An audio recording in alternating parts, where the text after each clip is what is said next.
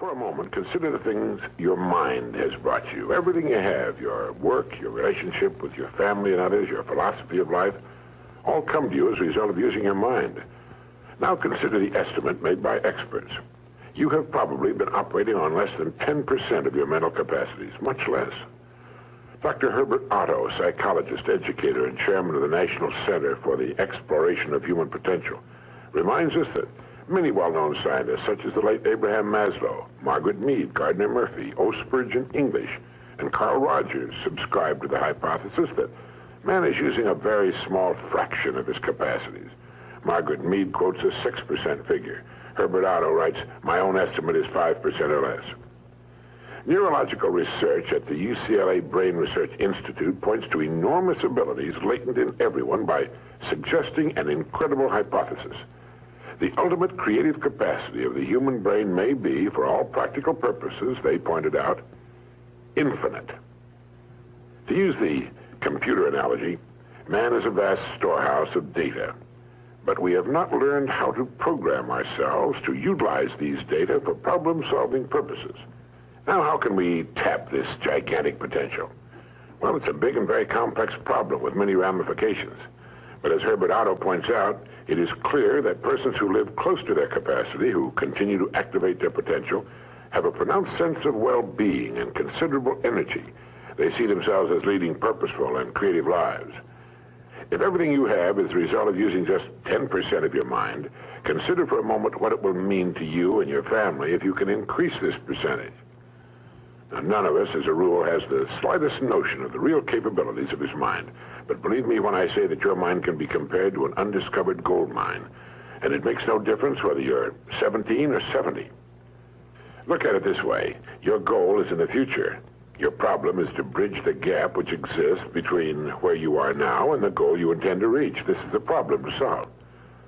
Robert Seashore, when chairman of the Department of Psychology at Northwestern University, pointed out that successful people are not people without problems. They're simply people who've learned to solve their problems. And there you have it. Living successfully, getting the things we want from life is a matter of solving the problems which stand between where we now are and the point we wish to reach. No one is without problems. They're a part of living. But let me show you how much time we waste in worrying about the wrong problems. Here's a reliable estimate of the things people worry about. Things that never happen, 40%. Things over and past that can't be changed by all the worry in the world, 30%. Needless worries about our health, 12%. Petty miscellaneous worries, 10%. Real, legitimate worries, 8%. In short, 92% of the average person's worries take up valuable time, cause painful stress, even mental anguish, and are absolutely unnecessary. And of the real, legitimate worries, there are two kinds. There are the problems we can solve, and there are the problems beyond our ability to personally solve. But most of our real problems usually fall into the first group, the ones we can solve if we learn how. Now I'm going to assume you've decided upon a goal. Your problem is, how do I achieve it? Your goal may be a promotion, a greater income, a beautiful home. It makes little difference what your goal happens to be. But you have your goal, and you know that you will become and you will achieve what you think about. That is, if you stay with it, you will reach your goal. But how? Well, it's right here that your mind comes into play. What is your mind? No one knows for sure. Perhaps the best way to describe it is to quote Pulitzer Prize-winning playwright Archibald MacLeish. In his play, The Secret of Freedom, a character says, "The only thing about a man that is a man is his mind. Everything else you can find in a pig or a horse." That's uncomfortably true. The human mind is the one thing that separates us from the rest of the creatures on Earth. Anything that comes to us in the future will almost certainly come to us as a result of the extent to which we use our minds. And yet it's the last place on Earth the average person will turn to for help. In order to reflect just a moment on the human mind, consider what it's accomplished.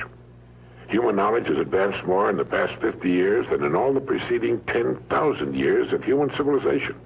Of all the scientists who ever lived, it's estimated that 90% of them are alive today. We've reached, in the area of ideas and human advancement, a plateau so high it was undreamed of by even the most optimistic forecasters as recently as 10 years ago. But every new idea triggers additional ideas, so that now we're in an era of compounding advancement on every front and in every area that staggers the imagination. Dr. Harlow Shapley of Harvard has said that we're entering an entirely new age of man. He calls it the psychozoic age, the age of the mind. And you own one, free and clear. I want to recommend that you take just 1 hour a day, 5 days a week, and devote this hour to exercising your mind. Pick 1 hour a day on which you can fairly regularly count. And during this hour every day, take a completely blank sheet of paper. At the top of the page, write your present primary goal, clearly, simply.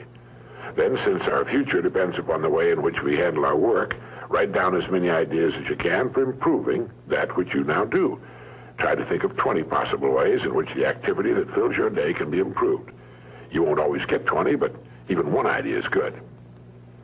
Now remember 2 important points with regard to this. 1, this is not particularly easy, and 2, most of your ideas won't be any good. Now, when I say it's not easy, I mean it's like starting any new habit. At first, you'll find your mind a little reluctant to be hauled up and out of the old familiar rut. But as you think about your work and ways in which it might be improved, write down every idea that pops into your mind, no matter how absurd it might seem. Let me tell you what will happen. Some of your ideas will be good and worth testing. The most important thing this extra hour accomplishes, however, is that it deeply embeds your goal into your subconscious mind, starts the whole vital machinery working. And 20 ideas a day, if you can come up with that many, total 100 a week, even if you don't think on weekends.